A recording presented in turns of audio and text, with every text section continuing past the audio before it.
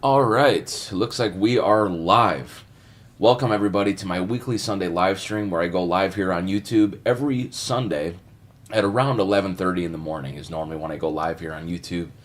I always really look forward to doing these, and I love getting the chance to connect with everybody from all over the world and just answer y'all's questions, and show my appreciation to everybody out there that watch my videos and really enjoy my music and my art. I just really am so thankful to everybody out there that supports me, and I just want to always take the time to mention that I'm so appreciative of the people of the community here that I've built here on YouTube, and I'm forever thankful to all the supporters out there. So here today, I'm just donating my time. I'm wanting to answer your question, and feel free to leave it there in the chat box there. And if you feel like you guys get something out of these live streams and you guys want to support the channel, check out all of the links that I have down below in the description box. There's many ways you can support this channel. Let's see here. Looks like we've already got a couple comments here. We've got Godson in the house. Hey, man, how's it going? Good to see you, man. Long time no see. Says here, good morning, Justin. And says here, show us that beautiful Les Paul and also the Friedman. Yeah, man, for sure. Yeah, I'd be happy to do that. I don't have it set up right now where I could actually play guitar. I don't have the mic on the cabinet, but I'll be happy to show you that Les Paul for sure. And it'd be cool to maybe do a video with this Friedman, man. I gotta say, it's sounding really good. My first impressions of it were that it was completely different than the 68s. I'm pretty spoiled that I had 4 68 Plexi panel Marshalls, so I really know what that sound is. And when I first plugged up the Friedman, I was like, man, this is quite a bit different actually. But I started kind of messing around a little bit more with it, and just with using the bright switches that are on the amp, it really affects the overall tone and the vibe of the amp. And it's actually really cool the way that that is laid out. So I've been pretty happy with it, and it's pretty nice. It's 50 watts, so I could use it with my little 112 Bogner cabinet. And it's just cool for gigs, 50 watts. I personally feel a Plexi has to be at minimum 50 watts. If it's anything under that, it's not the same, man. It's not the Plexi sound. So it has to be a minimum of 50 watts, which is cool with that amp. That is 50 watts there. And it's just cool. It's a cool modern take on a 68 Plexi. So, but yeah, I'll definitely pull out the Les Paul here in a second for sure. Let's see. We have CZ in the house. Hey, CZ, how's it going? Thanks so much for being here. Thank you for that beautiful email, too. I really do appreciate that. And she says here, I'm here just in time for that. Awesome. Well, thanks so much for being here. I really appreciate it. I'll definitely, share the Les Paul with you guys here. And this is a new purchase for those out there that don't know what I'm referring to. I picked up this beautiful 71 Les Paul Custom, and I am so happy with it. It is like the lightest Les Paul Custom I've ever picked up, ever. I mean, it's so light, and it's just so crazy to me how different these Les Paul Customs are from the late 60s, the early 70s to now. I mean, they're just completely different instruments. So really, really bizarre. But this 71, man, it just sounds so good. The T-tops are amazing. There's no pickup covers too, which I think it really just looks badass. And honestly, the covers do affect the tone a little bit. When you take the covers off, you get a little bit more of an open, more airy kind of a guitar sound. Whereas with the covers, man, it does affect the tone, in my opinion. It really does, and I like it with the covers off. And I got it from the original owner in Chattanooga, and he was telling me, he's like, man, I just didn't like the look of it with the covers on there, so he took them off, and I totally agree with him, man. I think it just looks killer with those covers off. So I'll definitely share that here on today's live stream, so stay tuned for that. But let's see. We have Scott from South Carolina in the house. Hey, Scott, how's it going? Thanks so much for being here. Says here, I think 50 watts is optimal. Yeah, definitely. 50 watts is a good wattage. It's a good amount of power. It's manageable. I mean, I love 100 watts too, but especially with the Plexi tone, it has to be minimum 50 watts. If it's 20, like I've seen some of them, like Marshall has this 20 watt Plexi, quote unquote, but it to me is not really a Plexi with 20 watts. In my opinion, it has to be a minimum of 50 to really get that Plexi sound happening. The 100 watt is also really great as well. It's just a little bit different. The 100 watt is going to be cleaner. It's going to take longer to, on the volume pot, it's going to take a lot longer to be able to actually break up, on the volume pot. So, you have to really turn those 100 watts up if you want it to break up, where, the 50 watts, they break up and, they're a little sweeter sounding. They're not as big and bold, and they're nowhere near as clean either as the 100 watts. The 100 watts are so clean. And, that's the thing that's funny is like people love playing Fenders, for the clean tones and stuff. But honestly, I think Marshall makes one of the best clean tones ever. I mean, if you play a real 6800 watt Plexi, especially like a bass spec one, man, they will stay so clean and they're so chimey and they take pedals so well. And, you can really turn up the volume on those, turn it up to 4 or 5 and it'll just be just clean and just enough grit on the clean tone, which is honestly really what I like a lot. I like these clean tones to have a little bit of grit. I don't like it totally perfect and totally clean. So, that's just what I love so much about those Plexis. They're just amazing, and of course they overdrive really well too. So if you crank them up, past 6, I mean they just sound amazing. But anyways, let's see here. Scott says here, Bonamassa likes guitars with a story. Did you get a story with the 71 Les Paul? Yeah, definitely. I mean, that's the thing with these vintage guitars, these vintage guitars, they all have a story, and that's what makes them so cool. But yeah, the story with this guitar is the guy used to live in Kalamazoo, Michigan, actually, which is where the factory used to be. And in my opinion, those were the best electric guitars and the best instruments ever made, ever, are those instruments that came out of Kalamazoo, Michigan. There is just nothing better, in my humble opinion. So he used to live there, and, he's the original owner. I mean, he's had it. He showed me pictures of him with the guitar when he was a kid and stuff, so it was really cool. And, he just finally decided to sell it, and I was just lucky enough to be able to acquire it. So, it really worked out well, and it's just an amazing guitar, man. It's so light, and the T-tops on it just sound amazing. And I checked out all the electronics. I mean, there's nothing touched in there. I mean, it's all 100% original pots, original solder, T-top pickups. It has the waffle back tuners. It has the ABR1 bridge. I mean, it's all there. So it's super nice. Doesn't have the dot on the eye, and it's just killer, man. But yeah, that's a really just awesome instrument. Doesn't have the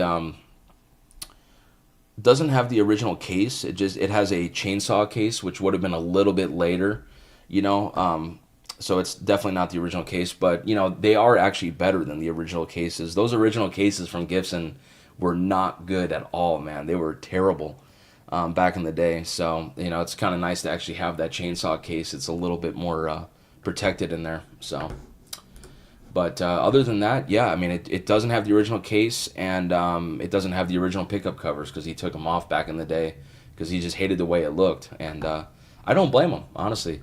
I love the way it looks with the covers off. So, super cool guitar. Let's see. CZ says here, I bet he was glad that you got it and appreciate it and can truly play it. Thank you. Yeah, for sure. He definitely was really stoked with it, for sure. And it was actually funny. I guess his neighbor is actually a fan of the show here, so he watches the show, and his neighbor is a guitar player, and he kind of just, went through the guitar just to make sure, put some new strings on it and stuff before selling it. And, it was really cool. So he ended up checking out the channel and checked me out and stuff, and he was really happy that the guitar, ended up going to me. So, and yeah, definitely. So really, really lucky to have that guitar. It's amazing. I'll pull it out here in a second. But let's see here. Ty says here, hey, Justin, GTSY. I don't know what that means, man. But thanks so much for being here. I appreciate it. And looks like we're getting a lot more people joined up here. Thank you, everybody, for being here. Really appreciate it, as always. If you guys have any questions for me, feel free to leave it there in the chat box. I'd be happy to answer. I always really look forward to doing these, and I just really thank everybody once again for watching all these videos and appreciating my music. It just really means the world to me, and I'm just forever thankful to all the fans out there. I get amazing emails and messages from people from all over the world, and it's just really cool. So again, thank you for that. And if you guys would like to support the channel, I have several links linked down below in the description box. There's many ways you can support this channel. I offer one-on-one online consultations. I have a Venmo or PayPal tip jar, and even a super chat here in today's live stream. If you guys would like to support the channel, I really donate my time with these live streams, and any and all support is really, really appreciated. So I really do appreciate that. But let's see. Ty says here, it means good to see you. Oh, okay, gotcha. Okay, cool. GTSY. Yep, okay, that makes sense. Good to see you. Cool. Well, awesome, man. Good to see you as well. Let's see. Scott says here, Fryet of Fryet Amps said many Marshalls just get more distortion between 50 and 100 watt amps.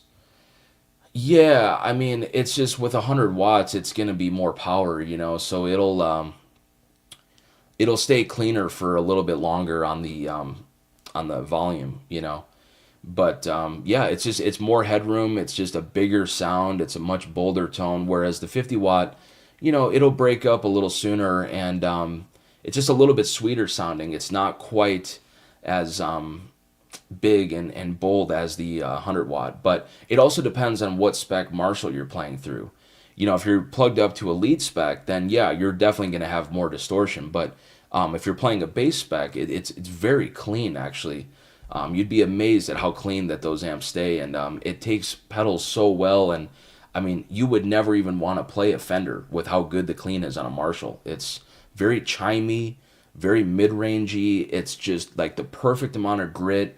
It's really, really good. So, but let's see here. Godson says here, did you use attenuators with the vintage Marshalls? How loud are they at 4? I never use attenuation at all, because they just affect the tone of the guitar amp so much, and especially on Marshalls, man, especially on Marshalls. A lot of the time those attenuators, they'll darken the tone, or they'll do something to it. It just is totally different with the attenuation going. So I never use that stuff. But that said, the 68s are loud, but they're nowhere near as loud as the early metal panel Marshalls, like the early 70s metal panel Marshalls. Those are insanely loud, insanely loud. I mean, I used to have a 71 100 watt super lead that was so loud, it was unbelievable. I mean, and that was a metal panel. It sounded amazing. It was phenomenal. Really, really, really good sounding. But the 68s are definitely more manageable for sure. I mean, I'm lucky, like where I'm at here within my studio, I have the cabinet that's away from me, so I'm not like standing right or sitting right on top of the cabinet basically. So I'm a little bit off-centered from the cabinet, and it's a pretty good distance away from me. So even having the amp on 4 or 5 or 6, it's not really that bad. I mean, it's definitely loud, of course, but it would be a lot worse if I was sitting right in front of it. But the 68s are a lot more manageable than the early 70s. The early 70s Marshalls are just punishing, man. They're so loud. It's crazy. Let's see. Scott says here, I meant to say watts. Oh, okay, yep. Yeah, I kind of figured as much when I was answering your question. And CZ says here, I feel like I'm going through some attenuation these days, lol. Oh, man. Dang. But let's see. Scott says here, Tim Pierce keeps his cabinets in the garage mic'd up. Yeah, I mean, that's definitely like the way to do it. If you have like a room or like a blast room or something like this where you could just leave the cabinet set up and just have them always mic'd up. But, I tell you what, man, I have a small loft here in my house here, and I've got to say that I get some amazing results here, man. I honestly, I've got to say, I'm really happy with it. Like for what it is, I mean, I don't have any kind of treatment on the walls here or anything. I mean, it's just an open loft that I have upstairs here, and I am just so proud. I'm so happy with the results I get with this setup. I mean, it's a pretty minimal setup, really, when you think about it, as far as actually recording guitars and what I use here for recording guitars. It's very simple, but very, very effective. But definitely, ideally, it would be great to have like, a blast room where I could keep the cabinets in, or just an actual studio, just to actually have a studio that's treated. And that's like my dream one day. I honestly would love to have a studio that I could just have all the cabinets in the live room, even have a drum kit, have that fully mic'd up, and just create music in there. That's definitely the dream one day for sure. But let's see. Scott says here, I've seen some studios cover the cabinet with a bunch of moving blankets. Yeah, definitely. Moving blankets will help too. It just helps, cut down on the frequencies and just how loud everything is for sure. But yeah, I'm just not a big fan of doing that. I've seen guys even out on the road do that, and I just think it's really kind of stupid. I mean, really, when you think about it, especially like out on the road, like I honestly would rather just let the cabinet just do its thing. I mean, if you're really just going to throw blankets and moving blankets, or even like you see a lot of people that have the shields and stuff, it's like, what is really the point of actually using the amp, I mean, the whole idea for me with using the amp is to have a little bit of stage volume happening, that where it's hitting my back a little bit, and then I have it coming through the wedge or side fills. Like for me as a guitar player, I like to feel the guitar everywhere. I like to have it behind me. I like to have it in the side fills, in the wedge, or in my in-ears. In-ears always suck as a guitar player, but it is what it is. There's a lot of bands that use that stuff, but I just don't really understand what the point of that is. Or like, you'll also see a lot of guys take the cabinet and then they'll spin it backward, so the speakers aren't pointing outward, they're facing backward. And it's like, again, I just don't really understand what the point of actually using the amp is if that's all you're going to do. I mean, I would rather at that point, if that's seriously what it's going to be, I'd rather just go direct and not even use the amp then at all. Because the whole point of it to me is to have the cabinet behind me where it's mic'd up. I can feel the cabinet moving air behind me. I have it coming from the wedge, from the side fills, just all over the place. And that's what I personally like, so just my own personal opinion. But yeah, I don't really get that with the moving blankets. It's just like, why mess with any of that? But anyways, Godson says here, thanks for your expertise. How would you compare them with the Blonde Bassman? Good question. I am mainly a Fender guy, but I would love to own a 68 bass spec Marshall. The Blonde Bassman is really good. I really like it. It's definitely more mid-rangey than like the Blackface Bassman, And there is also the Presence knob that's on there as well. So it really is killer. You get this extra top end thing happening from that Presence knob, and it just sounds awesome. But the Marshall is a little bit more mid-rangey, and I find that it's just more chimey. It's really, really good. Honestly, it's probably the best clean that I've ever heard, ever, honestly.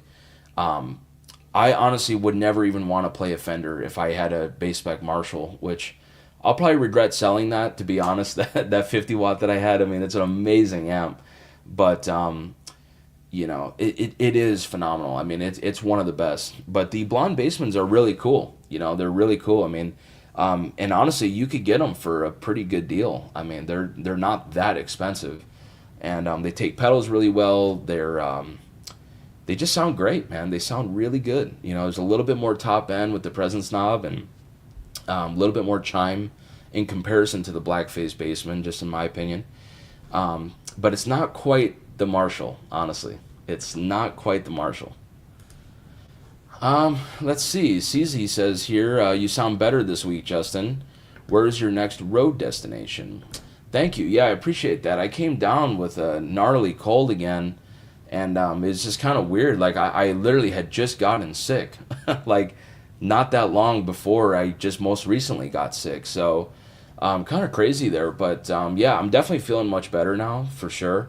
But this weekend I did some. I was up in, or actually down in Chattanooga, and that was really cool. I love that area. That was a lot of fun, and I was also in Knoxville actually as well. So I kind of did the deluxe Tennessee tour. You know, that's what I called it at least. But yeah, it was a lot of fun. Love those areas, and when I went to go pick up this Les Paul, since I was already down in Chattanooga, I just kind of decided to make a little trip of it. So just kind of hung out there for a while and did some guitar shopping. And actually, I also found this too. I'll bring out the Les Paul here in a second.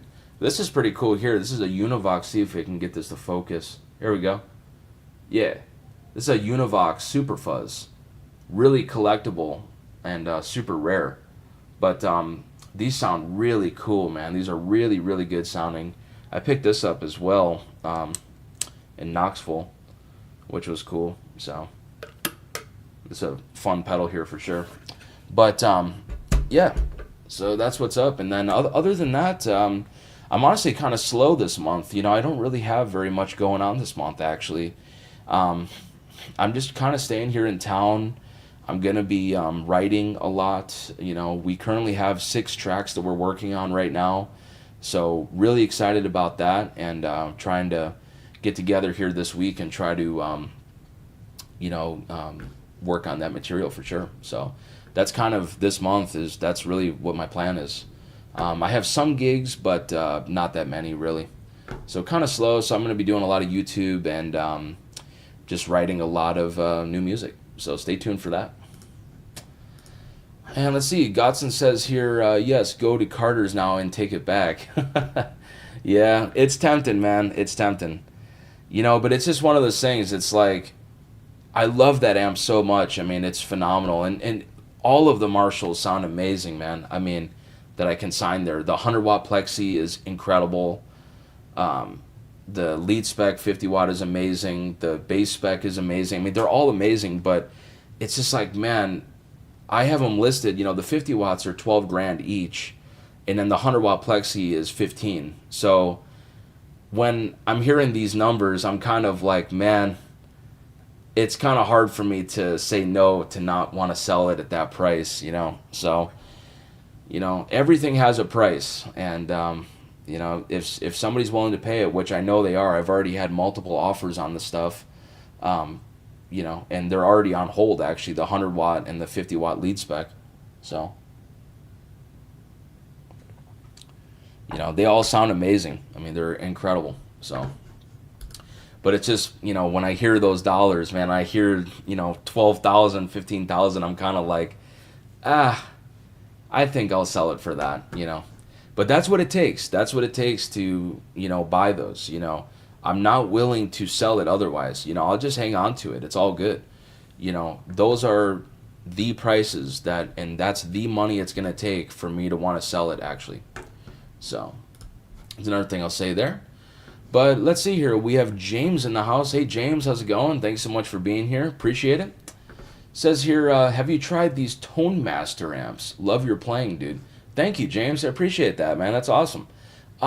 Yeah, man, I've played those Tone Masters. Sometimes for in-town stuff, they have them for backline. You know, they have Tone Master Twins and Tone Master Deluxes.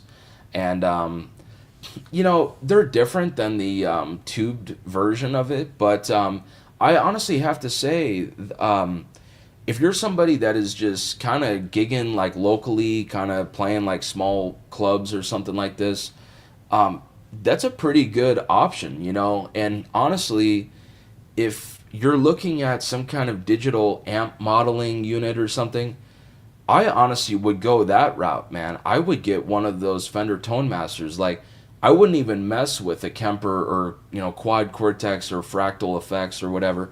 I wouldn't do any of that stuff, man. I would just get one of them. Get a Tone Master Deluxe Reverb. It's very lightweight. It has a direct out.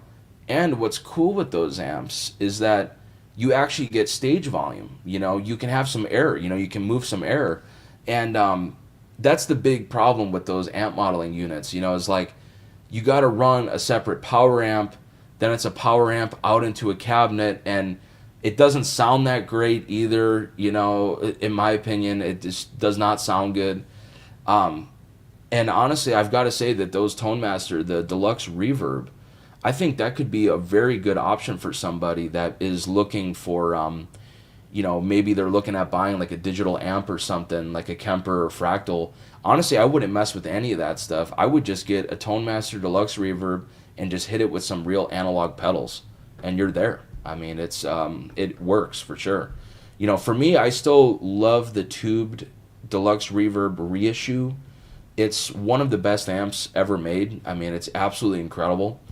But that Tone Master, man, it's a good option for sure. Very light too, man. It's just paperweight, man. It's just nothing, man. Weighs nothing. But let's see here. CZ here with the super chat. Thank you, CZ. Says here, this goes towards the donation of your time here on the channel. We appreciate your time. Thank you, CZ. Really appreciate that. Appreciate you. I like that one. But thank you. Really appreciate that.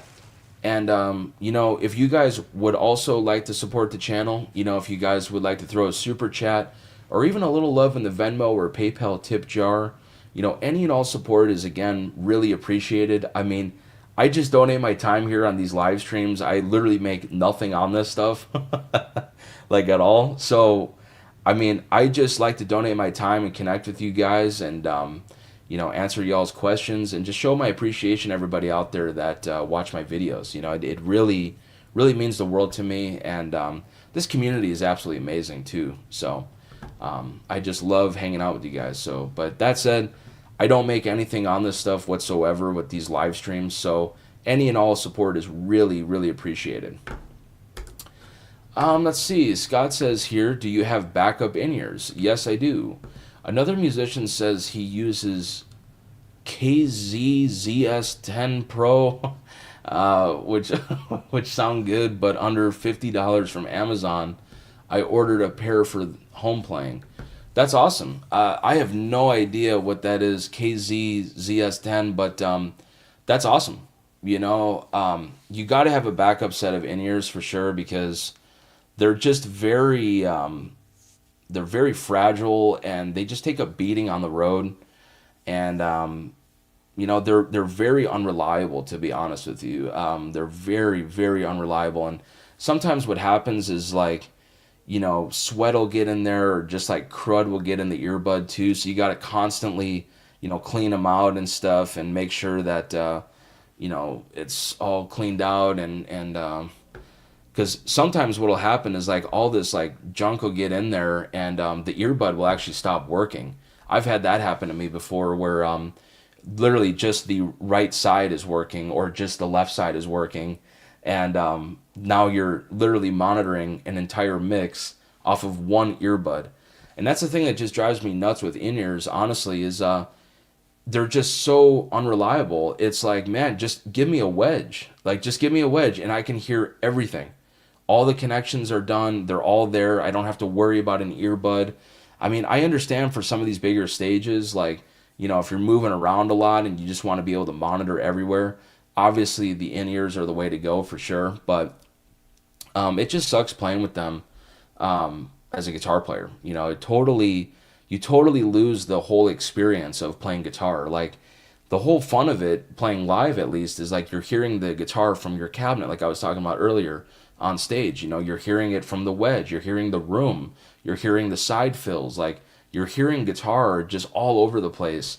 And for me as a player, I'm so inspired by the sound and by the sound of the room and just hearing this guitar all over the place. And I just really feed off of that energy and I get inspired and it makes me play better.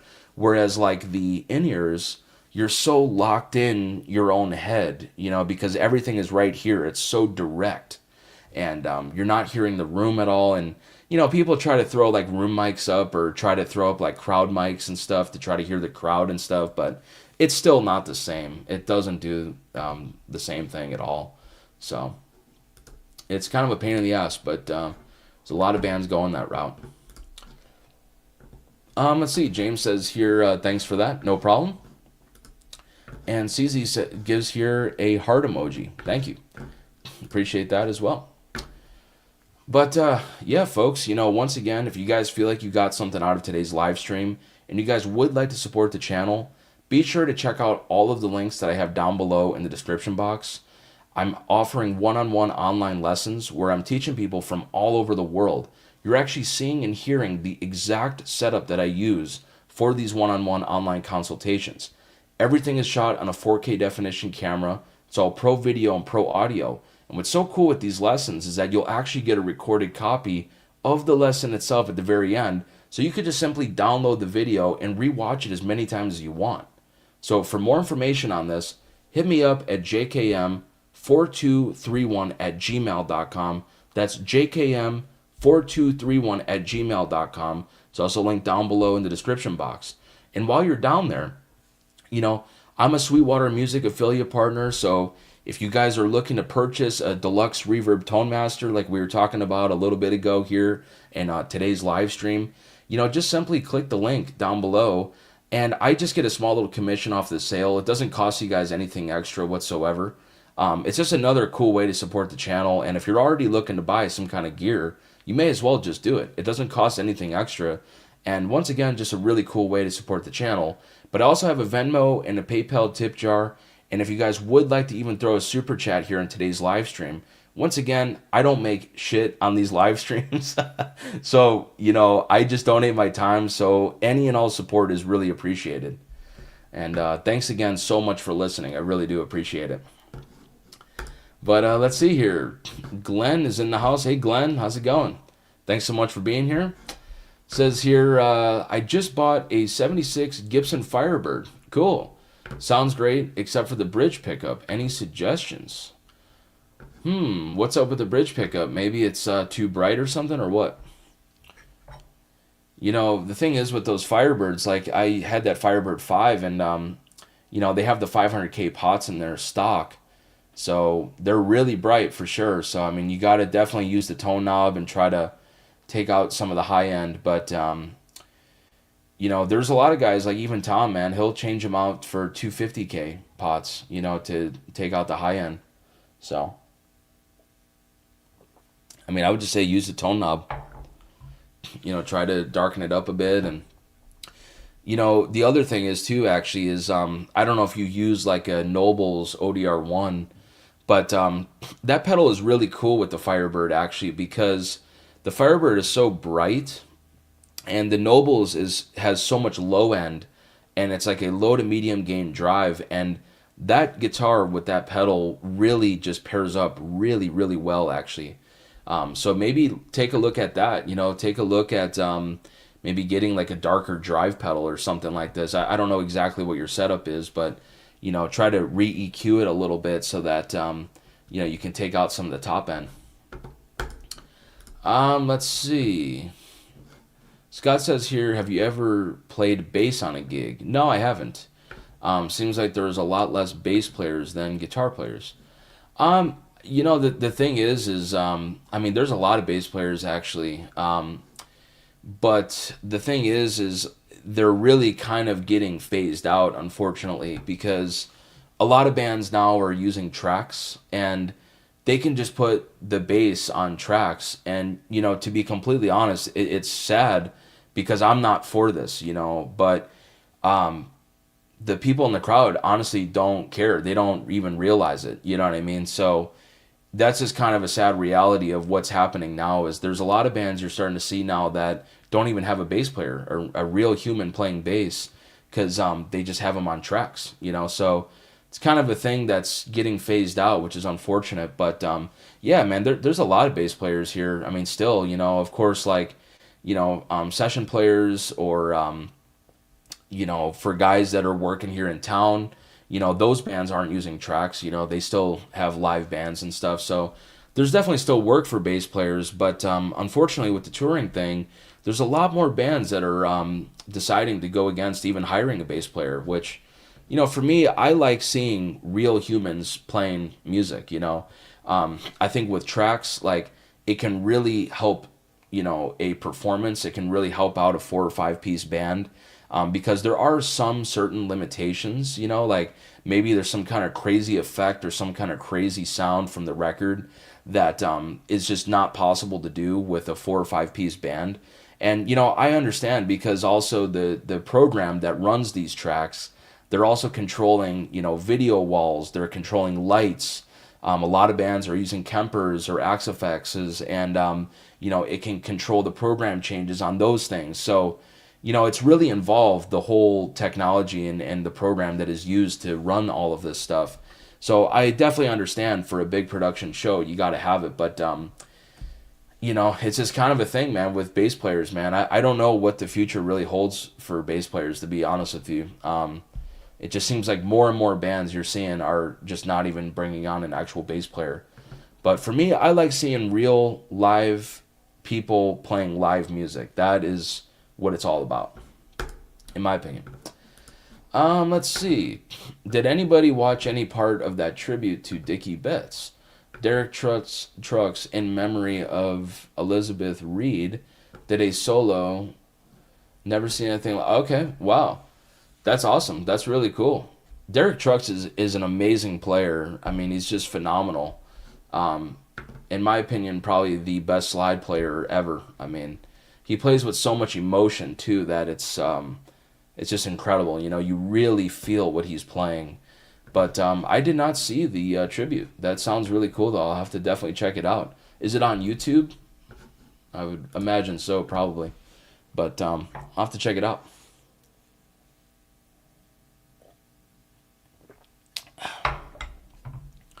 But yeah, that's awesome. But let's see here. Man, we've already been going for about 37 minutes already. Hard to believe. Thank you all so much for joining me here today. I really do appreciate it, as always. I should share with you guys, I got this new Les Paul, and I know I was talking about it a little bit ago in today's live stream. I just got a little bit distracted with all these questions and all this stuff. But yeah, I'll just go ahead and bring it out here, and I'll share with you guys what I just got recently. I drove down to Chattanooga, and I bought this 71 Les Paul Custom that is just to die for. It's amazing. It's beautiful. It's very lightweight. The T-top pickups just sound amazing, and I got it from the original owner, which is really cool. And he's had it since he was a kid, and he has all these photos of him with it and stuff. It's pretty cool. But yeah, check it out. Hold on.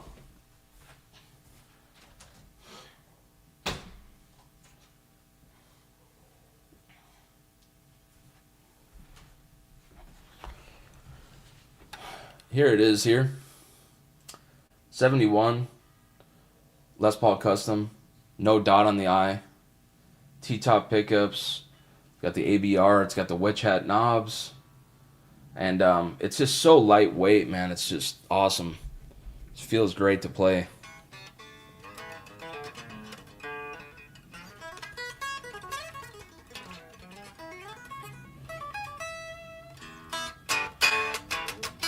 But yeah, really cool guitar here. Really lightweight again. Doesn't have the pickup covers, but it's all good. It sounds and just looks badass. Can't go wrong with a great Les Paul Custom. It's just cool. And it's just funny to me how different these guitars are in comparison to the Reissues. I mean, they're just so different, man. It's just crazy. But let's see. Where was I in these comments? Here we go. I think I was here. Yeah. Let's see. CZ says here, I was totally enthralled and blown away by his solo. You should have seen Warren Haynes smiling on it, and he ain't no slouch either, you're saying. Okay. Yeah. Yeah, for sure. Warren Haynes is amazing. He's a phenomenal player, too. But, yeah, I've got to say, like, Derek Trucks, he is one of my favorites for sure.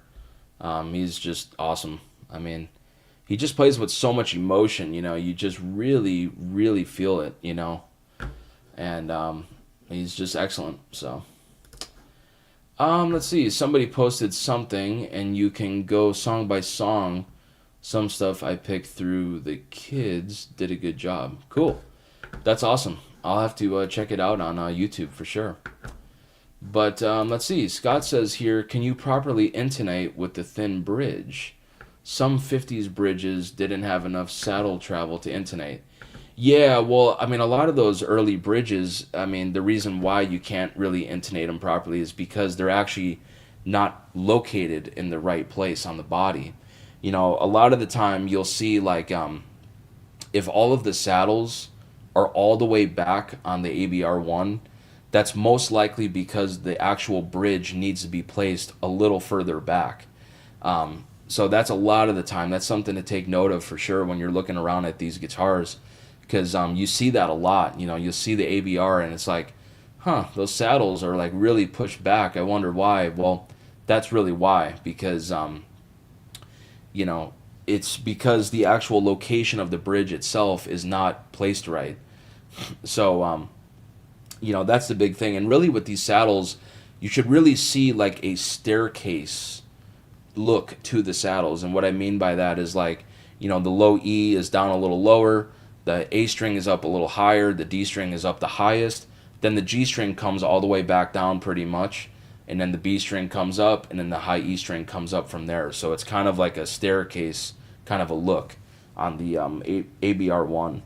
But yeah, that's honestly why a lot of the travel is just not there, because it's just not placed in the right place. But yeah, this guitar properly intonates, man. It's great. I mean, these early 71s are like, early 70, late 69. These are amazing instruments. You can find some amazing guitars from this part of Gibson, man. It's really, really solid stuff. And there's some that are pretty rough. There's some that are pretty bad. And, for me, like, anything past 71, I'm out on. I'm back in the 80s, though. In 1980, Gibson started making some much, much better instruments. But, it depends on the person. It's different for everybody. Some guys really like the mid to late 70s Gibsons. It's just not for me. But,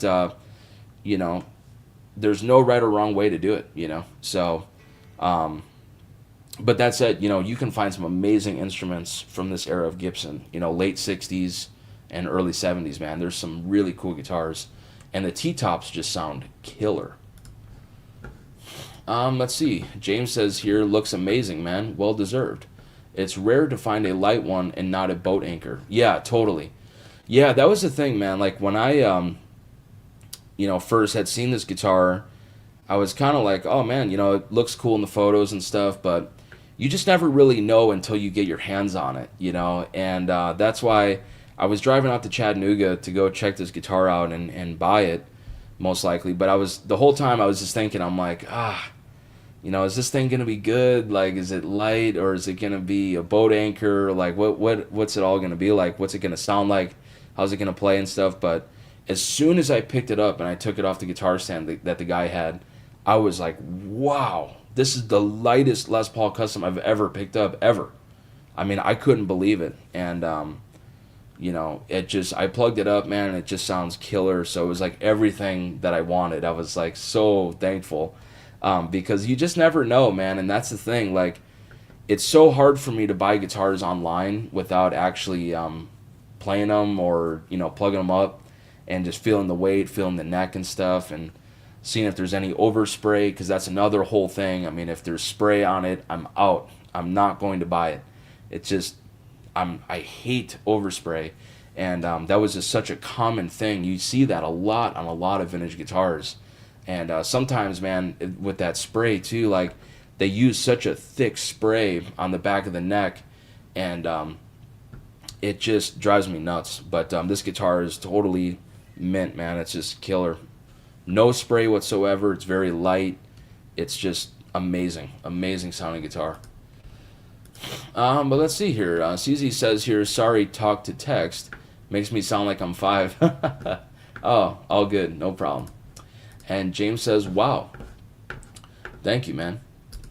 Yeah, I appreciate it. This is a really cool guitar, man. I'm really super happy with it. I love the look of it, too, without the pickup covers, too.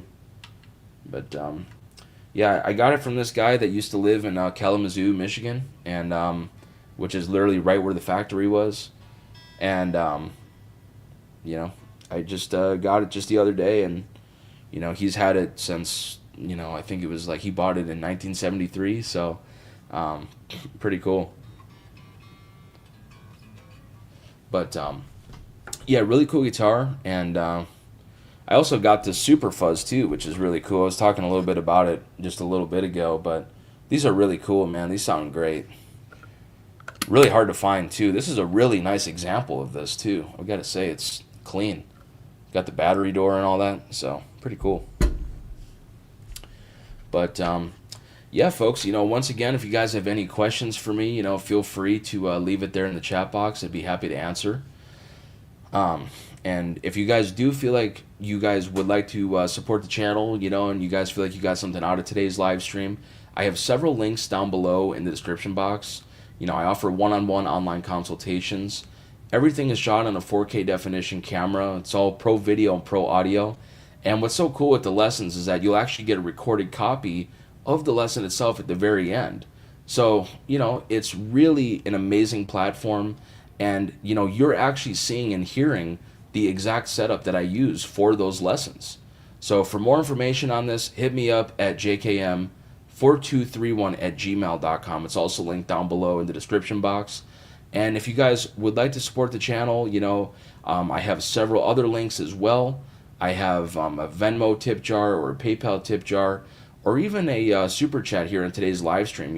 Any and all support is always really appreciated. So thanks once again for listening. I really do appreciate it. But let's see here. CZ says here, okay, let's get in the Wayback Machine, even though you're still young. Can you share a recollection of the first guitar you ever intentionally bought once you started becoming a player? Yeah, the first guitar I got, I actually still have. I mean, the first legit guitar, it was a Les Paul Studio, and that's really how I learned to play. I just wore that guitar out, man. I just practiced and practiced and practiced, and that was my first real instrument. But when I first got started, my dad had gotten me just a Squire Strat, so I was playing that, and it was just it was so bad. I mean, the strings were way off the fretboard, and it just played terrible, but that was my first real guitar, was that Les Paul Studio. And I just always wanted a Les Paul. When I was growing up, listening to Zeppelin and Joe Walsh and all that stuff, I just always wanted a Les Paul. I just think they are so sexy, they sound amazing, and I was just obsessed, and I still am. I'm still obsessed with Gibsons. I just love the Kalamazoo, Michigan Gibsons. They are the best instruments ever created, in my humble opinion. They are the best instruments ever created. There is just nothing better, in my humble opinion. I like Fender, of course, too, but I'm just not a big Fender guy.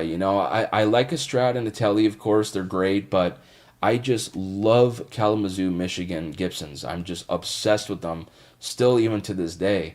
Even when I first seen this Les Paul Custom, I was like, oh man, that is so nice. And I've owned so many Les Pauls.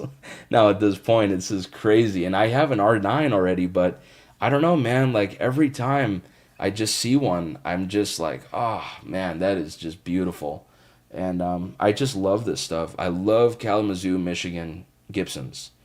There's just nothing better, in my humble opinion. But yeah, I mean, that was that guitar, that Les Paul Studio. I've shared it a couple times here on the channel, but maybe you haven't seen it. But I don't know. Actually, I think it's downstairs. It's not even up here right now.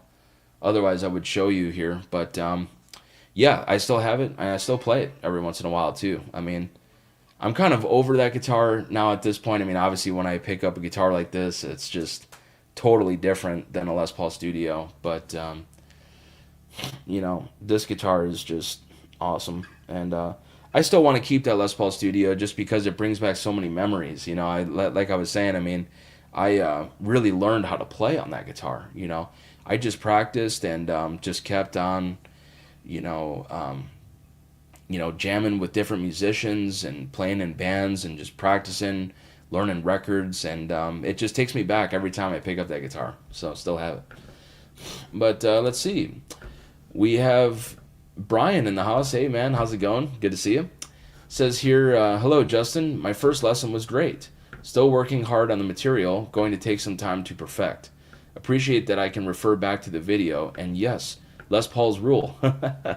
Thank you, man. I really appreciate that. Yeah, man, that was a great lesson, and keep working up the material for sure. And I know it's a lot of information.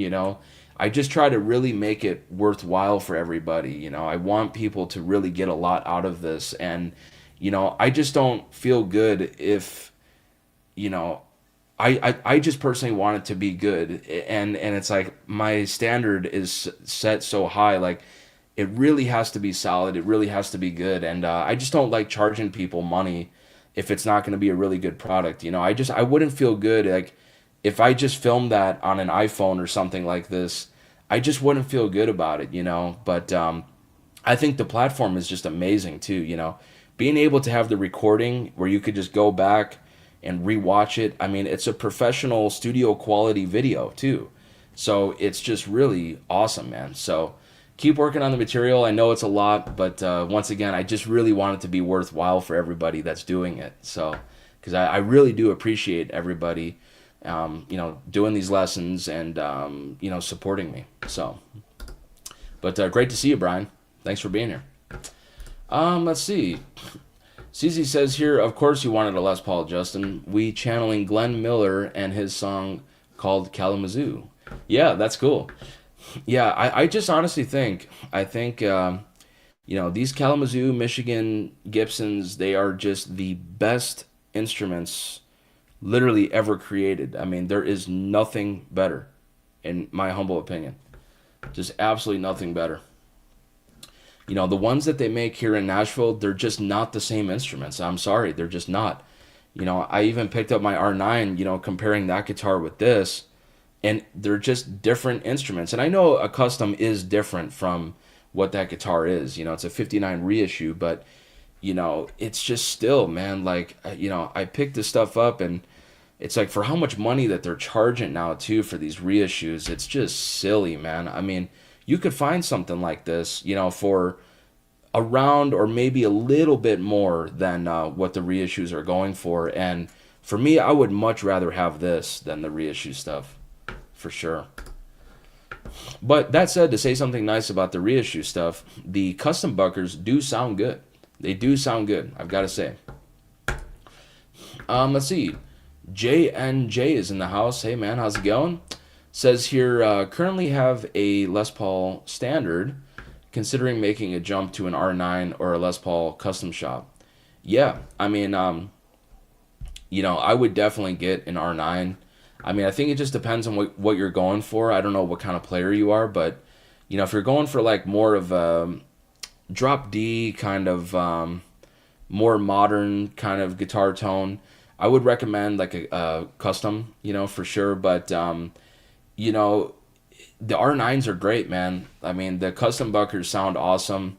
And I've got to say, man, they're great instruments. But, really for me, when you start getting into that price point, I honestly would rather just get one of these. These early 70s customs are just completely different than the reissue custom shop Gibsons. Like, they're completely different. The way that they feel, the way they sound. And like this guitar here, it's one of the lightest Les Paul customs I've ever felt, ever. And a lot of the reissue ones, man, they're just heavy as hell, and like they just don't sound good, a lot of them. So with all of that said, if you were to go with a reissue, I would go with an R9 personally. But when you're at that price point, you very well could get one of these, like an early 70s Les Paul custom, and find one that is really kick-ass. So that's honestly the route that I would go, Like this guitar, man, with these T-top pickups, you just got to make sure it has the original pickups and original pots. This guitar has 71 pots. It has the T-tops, and they just sound amazing. It sounds incredible. So I honestly would much rather go that route. So let's see. CZ says here, I have touched the Amsterdam Burst, which is a cousin to Tom's Burst. Oh, that's cool. I'm not too familiar with that. The Amsterdam Burst. Interesting. That's cool. Let's see here. James says here, same. I started on Squire, then Fender and Gibson seemed out of reach price wise. I think this helped me appreciate it when I finally had the cash to get one. Yeah, totally, definitely, man. I mean, they're definitely expensive, and that's why I got a studio, back in the day. I mean, that was like the most affordable Gibson that they made back in those days, and also back in those days, the instruments, they were expensive, but they were nowhere near as expensive as it is now. I mean, it's just insane. Like, I could mow lawns and stuff, man, and work little side gigs or whatever and try to save up dough to be able to buy a Les Paul Studio. But I don't know, man. Nowadays, man, it's just crazy how expensive everything is. Like, it's nuts. So, but with that said, there are instruments that are great that are only $500. Yeah, it's not going to be a Gibson or a Fender or something unless you want like a made in Mexico Fender or something. But there's some great stuff, man. Like even the PRS SE, that line is pretty affordable, especially if you buy them used. And that's a pretty cool guitar. I mean, to learn on, what the hell? I mean, it's affordable and it plays decent. So, let's see. J&J says here, great information today. We'll absolutely look into early 70s custom. Weight is absolutely a factor. Thanks, Justin. Yeah, no problem, man, for sure. Yeah, I mean, this is one of the lightest Les Pauls ever. I mean, that I've ever picked up, this custom. It's pretty amazing, honestly. And I've just noticed with a lot of the reissue stuff, it's just so different, man. It's just crazy. But if you were to go with an R9, they do make some, you can find some that are like 8.5, somewhere in there. They seem to be pretty consistent with that, honestly. But yeah, I would definitely look into one of these, man. I mean, these T-tops, they just rip, man. They sound great. So, can't go wrong there. But let's see. James says here, yes, prices are insane now. Yeah, it's pretty insane. I mean, for a Murphy Lab R9 or whatever, like, some stuff, it's like $7,000. I mean, starting at 7,000, and then from there, like, depending on how much relicking you get done to the guitar, they have like these different levels, and like per level, it's an additional $1,000. So I mean, like the ultra super duper heavy aged or whatever that they call the R9, it's like $10,000 or $11,000. I mean, it's just kind of nuts, man. I'm sorry, but it's, I mean, for a reissue instrument, I don't know, man. I don't know how it could cost that much to make something like that. I mean, to me, I'd rather just go vintage at that point, because now when you're getting into that kind of money, this is now a significant investment, and that's another thing too with these vintage guitars is like they're always a really good investment as long as you're in it for the right price. If you overspend on something, of course, then yeah, it's not going to be as good, but you could still get your money back, and if you have something that is original, that's not modified, it's not messed with, it's not monkeyed with, you can sell this stuff. People will buy it. People will absolutely buy it, and it's just amazing, the vintage market, and just the people out there that collect this stuff, because people realize that this stuff is so much better, honestly, a majority of the time. Now, there are some vintage instruments that are not that great. There's some that are just terrible, to be honest. There's some that are really bad, but there's those magical ones that are just excellent, like this guitar that's very light, sounds really good, plays incredibly well, and it's just killer. It's just so much better than the reissues, in my opinion. But let's see. Brian says here, will you gig with your vintage custom, or is it too much of a risk? Yeah, I could definitely gig with this guitar, for sure. Why not? Really, my 61 335, I wouldn't want to gig with that as much, because it's just so mint, man, and that would be really risky. But this guitar, this would be a great gigging guitar for sure. It's very light, And you know, I mean, it's in really nice shape, really nice condition, but it's not like a 50 or $60,000 335. That I would be like really nervous about. If it's the right gig in the right situation, I will take out the 335, but it really has to be the right situation for sure. But yeah, as far as this guitar goes, definitely that'd be cool for sure. So that's definitely my plan. I literally just got it though just the other day, so yeah. But this is a really really awesome guitar. Really really stoked with it for sure. But let's see. James says here, I was shocked. There is this Anderton's video of them visiting the Murphy lab, and the dude gets out a bunch of keys and says this is the relic process. Like, what? Wow. Interesting. Okay. Yeah, I mean, they take all kinds of stuff to them, man, and they just beat the hell out of them. And, I just don't really understand, man. Like, per relic level, it's like an additional $1,000. I mean, you really, so it starts off at 7,000, about, it's like 7 grand. Oh, hey, that's kind of cool. But, yeah, like, it starts off at 7 grand and then it just goes up from there, and it's just kind of silly, man, really. I mean, and again, when you're spending that kind of money, man, if you're spending 10 or 11 grand on an instrument, man, I'd rather just go all the way and just find a vintage one that is just kick ass. And it's probably going to cost a little bit more, but or if you find something like this, it'll be cheaper actually. But I just would rather go vintage at that point. So just kind of crazy, but yeah, it is wild, man, what these guitars are selling for now. So let's see. Donald is in the house. Hey, Donald, how's it going? Thanks so much for being here. Says here, I still gig with my 79 Custom from time to time. That's cool. Nice. Yeah, that's later 70s. It's kind of an interesting time for Gibson for sure. But I'm back in the 80s, for sure. I mean, they started doing some cool stuff like those Tim Shaw pickups. They sound really good. And they just started making better instruments for sure, in my opinion. But this here is a 71 Les Paul Custom.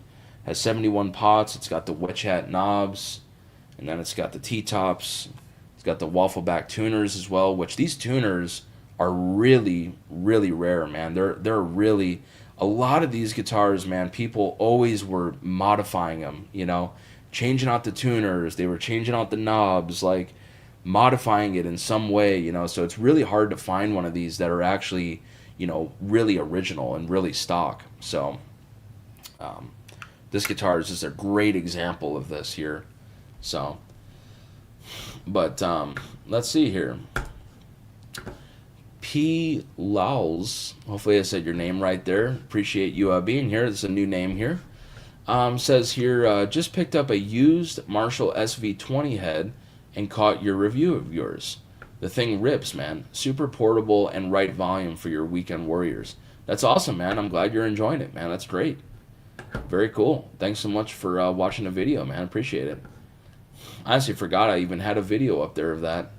It's been quite a while now at this point, but thanks so much for being here, man. Really appreciate it, and thanks for watching the videos. Oh, man. But yeah, once again, folks, if you guys have any questions for me, feel free to leave it there in the chat box. I'd be happy to answer it. And, if you guys would like to support the channel, be sure to check out all the links that I have down below in the description box. I have several ways that you can support this channel. I offer one-on-one online consultations. I have a Venmo tip jar, a PayPal tip jar, and, you could even throw a super chat here in today's live stream. Any and all support is really appreciated. I don't make anything on these live streams whatsoever. So, any and all support is really appreciated. And I just like to donate my time to hang out with you guys and just show my appreciation to everybody out there that watch my videos. So, that's really why I do this. But, any and all support is really appreciated. And if you are interested in one-on-one online consultations, hit me up today at jkm4231@gmail.com. Everything is shot on a 4K definition camera. It's all pro video and pro audio. And actually, you're actually seeing and hearing the exact setup that I use for these online lessons. So it's very pro quality. It sounds amazing. And what's so cool with these lessons is that you'll actually get a recorded copy of the lesson at the very end. So you could just simply download the video and rewatch it as many times as you want. So for more information on this, hit me up today at jkm4231@gmail.com. It's also linked down below in the description box. Thanks so much for listening. And let's see here. Donald says here, the 70s were the total mod years. Can be hard to find a straight guitar sometimes. Yeah, totally. Man, it's so true. It's so true. Yeah, they're always modified or monkeyed with, man. It's just so frustrating, you know. And I mean, there's a lot of instruments from that decade that are just not really that great, to be honest. But you can get lucky, you know, with some of these early 70s guitars. Like this guitar here is killer, man. I love it. It's very lightweight, like I've been saying, and you know, it just feels great to play. The T-tops sound amazing, and this guitar here is a really nice example of one. It's just missing the pickup covers. That's it. Everything else is straight though.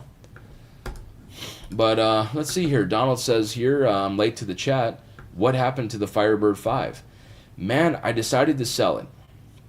Unfortunately, you know, that was a great guitar, but it was just time to move it on, you know, and I just, you know, it kind of sucks to sell it, you know, to be honest. I'm going to probably definitely regret that, but it just is what it is, you know. I just kind of decided, I was like, man, I'm trying to really just downsize the amount of stuff that I had, and I decided to consign my Marshalls as well. So I had 4 Plexi panel Marshalls, and you know, I just decided to sell all of it, man, to be honest. I mean, I'm just seeing these prices and what the stuff is going for, and you know, everything has a price. That's the thing. And if people are willing to pay my price and what I need to get out, you know, out of these amps and out of these instruments, I'm willing to sell it. So that's really how I felt, and that's just what it's going to take, you know. It's just going to take, you know, the 100 watt Plexi I'm selling for $15,000, the 50 watts I'm selling for $12,000 each, and I'm just not willing to come down because I do love those amps, and same with that Firebird, you know. I love all this stuff, but everything has a price. So let's see. James says here, sorry Justin if this has already been asked, do you ever use attenuators with your incredible loud amps? All good, man, no problem. Man, I never use attenuators. I don't like attenuators at all. We did talk about this a little while back here on the stream, but it's all good. You know, I don't use them because they just really affect the tone so much, you know, like with the vintage Marshalls, it really affects the high end, and it just sucks, man. I just don't need to use attenuation at all. To me, I like playing loud guitar. You know, I like to turn the amp up. You know, I'll turn up a Plexi to 6, you know, or 4 or 5, somewhere in there, just depending on what I'm going for and just the amount of gain that I'm looking for. But yeah, I just turn it up and go, man. You know, the 50 watt is a little bit more manageable. It's a little bit quieter, a little bit more sweeter. And what's cool with that too is you can also use it with, I have this Bogner 112 that has a vintage 65 in there, Celestion 65. And it sounds so good with the 50 watts, man. I wouldn't want to run a 100 watt into it because that could potentially blow the speaker, especially if you're pushing some real high volumes. But with the 50 watt, man, it just sounds great. So, you know, I just don't need attenuation at all. You know, I like to turn it up and go. And Donald says here, all good, brother. Thank you. And James says here, great video of you and Book. Thanks for the repost. Yeah, no problem, man. Thanks for watching it, for sure. Yeah, I decided to post it because, you know, I'm selling that guitar, and, you know, that was definitely a cool memory for sure. So I was just like, what the hell, I'll post it. But, yeah, thanks so much for watching. Really appreciate it, as always. But man, all right. I've already been going here for about an hour and 10 minutes already. Really appreciate everybody being here. Thanks. This is a really incredible live stream. People asking some amazing questions here. And I just can't say enough good things about this community. People are so nice to me here on YouTube, and I just really appreciate it so much. It's really cool. And I see a lot of familiar names here on the chat. And, again, thank you so much for being here. Stay tuned. I have a bunch more videos coming up here too soon. And also, I'm currently working on music right now. I'm currently writing up original music, and I'm just really excited about it. I'm really fired up with it. We have all kinds of plans to do all kinds of stuff. So stay tuned for all that. But let's see. CZ says here, hey, I'm glad you reposted that video. That's a hallmark to me, Justin. That's awesome. Thanks so much for watching that and tuning in. Let's see. Jeff is in the house. Hey, Jeff, how's it going? Thanks so much for being here. Says here, what are you working on as far as in practicing? Great question, man. Really good question. Really for me, I play so much already between gigging and writing and learning music and recording, just doing all of this stuff here. So I play so much, I don't really have a lot of time to sit down and actually practice. So really for me right now, I'm really just working on music, man. I'm really working on just trying to write original music. But really like any kind of technique or any kind of thing. I mean, of course, like playing slide is always cool to practice. I always enjoy that. But, I just don't really play slide very much, to be honest. Right now, I'm really just writing. That's really all that I'm doing within my practicing time, So I'm just trying to get a full-length record out there and, even do gigs with it and stuff. So I'm just really, really excited about it. For so many years, I've been doing the for hire thing where I just get hired on as a guitar player and play down somebody else's music, which is fun, and that's a great way to make a living at this. But, I just really want to release my own stuff. I just really feel it's time. It's great because I have this amazing community here on YouTube, and, I can share this stuff with you guys, and, I'm just really excited about it. I love songwriting. I love creating music and collaborating. I just really enjoy that. So I'm really excited to see what happens with that. But let's see here. J&J says here, what are your top 3 forever guitars? 2 electrics and 1 acoustic. 3 to cover it all. Man, that's a great question. Let's see. 2 electrics. I would probably say definitely a Tele and either a Les Paul or an SG. And I go back and forth on that because I love the sound of a Les Paul. It's fat and it's, great, just rock and roll guitar tone. But I also like the SG in that there's more mid-range. It's a little bit of a smaller sounding guitar in comparison to the Les Paul. So I kind of go back and forth on it because I love both of those guitars. But I guess since I'm holding here this 71 Les Paul Custom, I'll say a Les Paul. So I'll just say a Les Paul and a Tele. And then 1 acoustic, it would probably just be a J45, honestly. I love J45s. I think they're great. They're excellent. They're very loud. They cut through a mix. They're just very consistent. They're very reliable. And it just gets the job done. So I'd probably say those 3, for sure. And CZ says here, yes, the project. Yeah, definitely super excited about that. So stay tuned for all that. I mean, we're currently working up. We have like 6 tracks right now that we're working up right now. So stay tuned for all that. We're really, really excited about it. And we're going to shoot some video and stuff. And, actually, this reminds me. I would love to hear from you guys. I would love to get some feedback as far as what other day and what other time would be good for a live stream. We're actually thinking about doing another live stream where maybe we do it once or twice a month and we just go on here and we just perform some music for you guys. So what day and what time would be good for you guys? I'd love to get some feedback. I suppose we could kind of do it like whenever.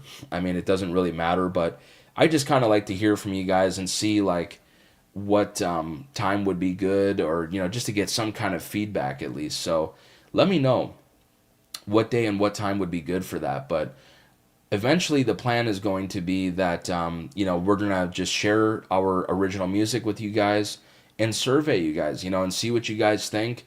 What do you guys think of this track? What do you guys think of this song? And just come on here and do a live stream and just perform some music for you guys. So let me know what day and what time would be good. I'm all ears for this stuff.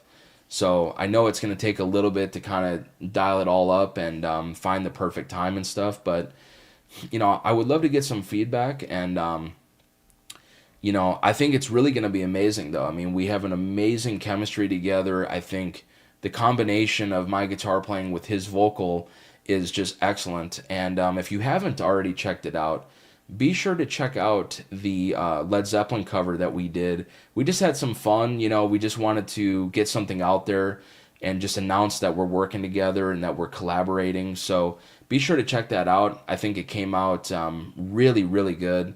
And it's just cool because it's just one acoustic guitar and one vocal. That's it. There's no hiding, There's no post-processing. The only thing I did was just add a little bit of reverb and a little bit of compression. But other than that, that's it. There's no auto-tune. There's no anything. It's just the two of us just going for it. And I think it came out really, really good. So be sure to check that out. But let's see here. CC says here, you guys choose and we'll try to input and work around it because I'm sure your schedules are pretty special. Yeah, definitely, for sure. Yeah, that's probably just the way to go, That's probably just the way to go, for sure. So just stay tuned for that. And, it's going to be badass for sure. So let's see. James says here, do you ever find, Justin, that when you're playing a Gibson for weeks on end and you suddenly pick up a Tele or a Strat, it's like, geez, this is so thin. Anytime, dude, I'll be listening. Oh, thank you, James. I appreciate that. That's awesome. Man, it's just such a different feel, in my opinion. Whenever I play a Gibson, it's just the sound that I hear in my head.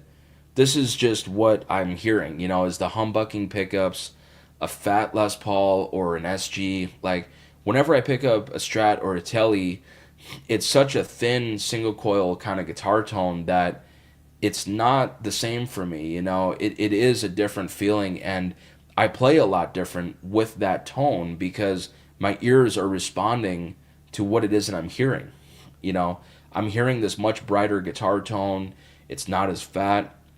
It's not like a Les Paul where it's just this fat humbucking pickup that just rocks, and that's to me like what a guitar should sound like. That is like the guitar tone in my opinion.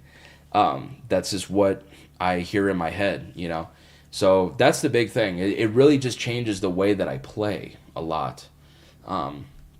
Whenever I pick up a Tele or a Strat, whenever I pick up a Tele, I don't know why, but I just want to start chicken picking a lot of the time, especially with the maple board. It's just like, to me, for that sound, that's the Tele, that's perfect for that. Whereas a Strat, I'm not going to do that. I'm going to play something totally different. On a Les Paul, I'm going to play something totally different. So it all just depends, My ears are just constantly responding to whatever it is that I'm hearing. Whether it's an EQ thing, if it's a, volume thing, whatever. I'm always just responding to whatever it is that I'm hearing, for sure. But Michael's in the house. Hey, Michael, how's it going? Thanks so much for being here. Says here, I'm late. How's the weight on that new old LP? They tend to be boat anchors. No. Yeah, man, that's true. This is one of the lightest Les Paul Customs I've ever picked up, ever. It is so lightweight. It's incredible.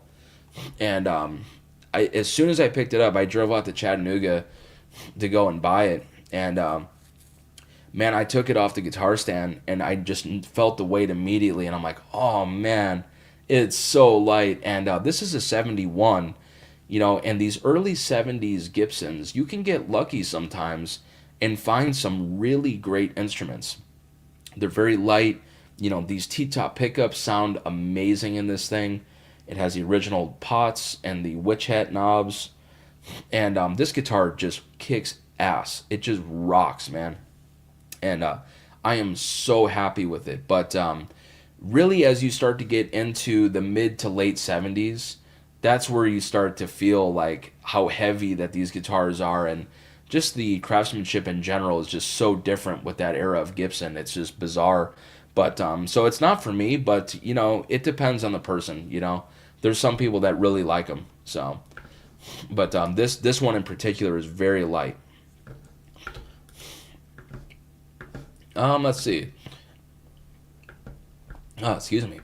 J&J says here, do you tend to use the same electric string gauge size across the board, or do you adapt to each instrument?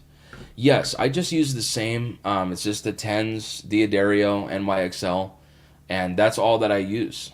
That's all I do is I just use those on every single instrument, and I have found those strings to be the most consistent. I was using another company for a long time, and it was like, man, these strings just keep breaking off, man, like during my gigs and stuff, and I just needed to change it up, and I got really frustrated with it, and I was thinking like, well, maybe it's a burr in the bridge or in the nut or something, but it wasn't. It had nothing to do with my instrument at all. I mean, and my stuff is so dialed in, so there was nothing wrong with the instrument. It was actually the string itself, because they're shipping them out with kinks and stuff in them. There's little things. They're just not consistent strings from this other company. And when I switched to the D'Addario NYXLs, I mean, they are so consistent. I've never broken one on stage, ever, since I switched over to those. I mean, they are incredible strings. Hands down, the best strings that I've ever used. Hands down. So just 10s. And that's consistent with every single instrument. Now, with acoustic, I do use 12s. But, for electrics, it's all 10s. Let's see. H1 Strats in the house. Hey, man, how's it going? Thanks so much for being here. It's a new name here. Says here, I really like listening to your opening guitar on the videos, but you don't seem to discuss your approach to playing music much. Would love to hear more of that. Yeah, man, definitely. I really appreciate that, man. That's so nice. That's awesome. I don't really like to talk about it here on YouTube, because I think it would really be unfair to my students that hire me, that pay me, that I teach every week. If I just gave away that information for free here on YouTube, I just think it would be incredibly unfair to my students. So that's why I don't really talk about it very much. And that's why I do offer one-on-one online consultations. So like for people that want to learn how I approach music and what I'm thinking and how I do this stuff, that's what those are for. I'm just not willing to give that stuff away for free here on YouTube. I'm just not willing to do that. This has taken me years upon years of honing my craft and doing this, and I'm just not willing to do that for free and just share this information with people online here on YouTube. It's just kind of silly. I know a lot of my competitors do that, but for me myself, I'm not willing to do that. And I think what I do is very unique. I think it's very fresh, and especially for my age, I think I'm playing incredibly well. And, once again, I'm just not willing to share that here for free on YouTube. That's not how I play.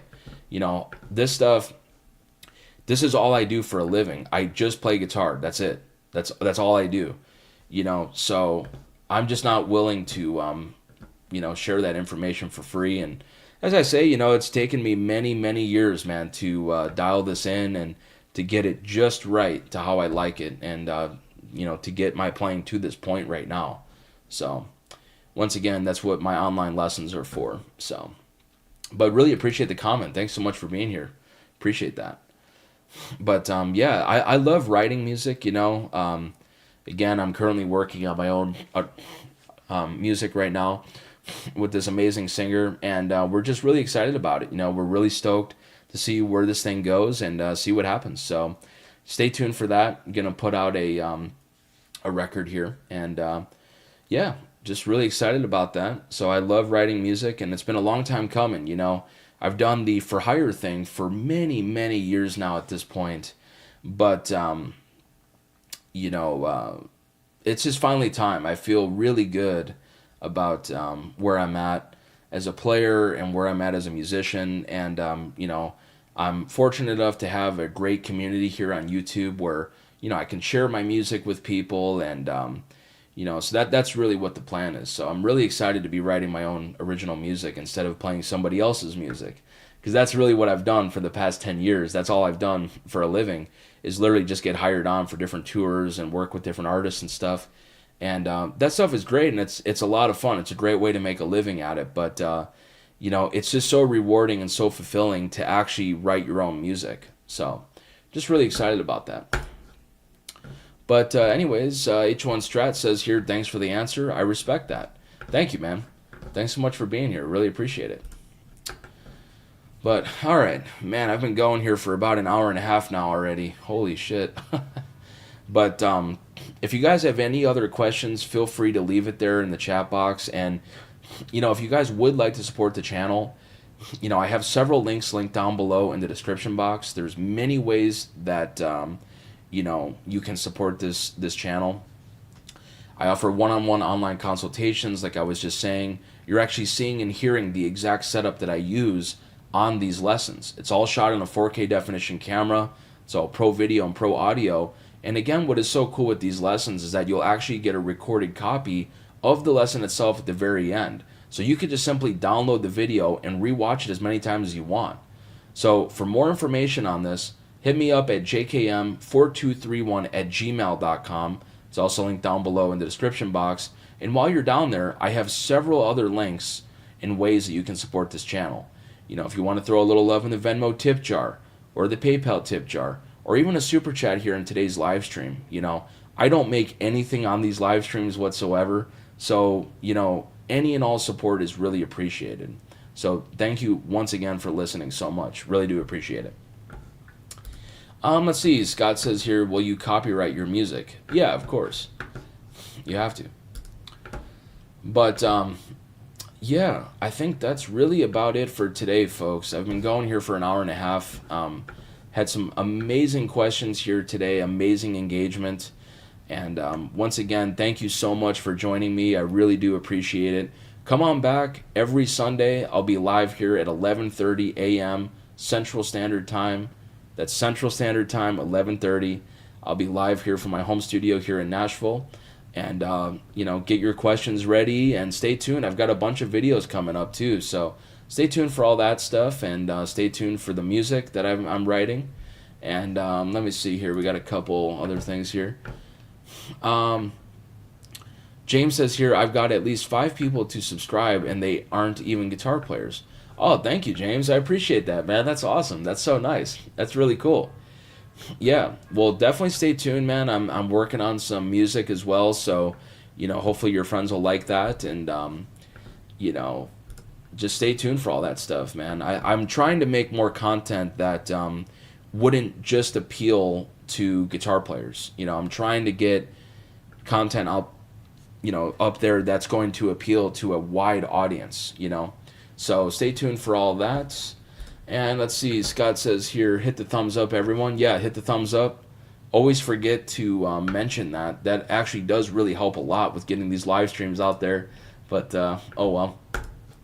And CZ says here, all have a great day. Yes, you as well, for sure. And Laughing at the Ego says here, bro, I love your channel. Keep doing it. Thank you, man. I really appreciate that. That's so nice, man. This is a new name here, Laughing at the Ego. I like it. That's awesome. Let's see. Also says here, I want to hear that Diesel head. Yeah, man, that's a great amp, man. It's my favorite multi-channel amp ever. It's phenomenal. It can literally do anything from the cleanest of clean to the highest gain of highest gain, man. It is the best multi-channel amp available on the market. So definitely, it's kicks ass. And let's see here. We've got a Venmo tip from Orson. Thanks so much, Orson. Really appreciate it, man. Thank you for that. I'll give you some sound effects. Thank you for that. Really do appreciate it. And let's see. Man, my phone is just blowing up. Okay, I'll get to that later. But yeah, thanks so much for being here. Really, really appreciate it. And I don't know what is going on here. Some kind of spam going on. Okay. But yeah, once again, thanks so much for being here. I really appreciate it, you know. And you know, stay tuned. I have a bunch more content coming up, and stay tuned for the music. You know, really, really fired up with that. I'm really excited with the 71 Les Paul Custom. Really kicks ass. It's very light and just sounds amazing. So stay tuned. I'll be creating some intros with this as well, so you guys could hear this. And but yeah, I think that's about it for today. Thank you once again for joining me. Come on back. Every Sunday at 11:30 a.m. Central Standard Time, I go live here on YouTube. So come on back, get your questions ready, and I'll see you then. And also stay tuned for all the videos, just like I've been saying here. So y'all take care. We'll see y'all next time.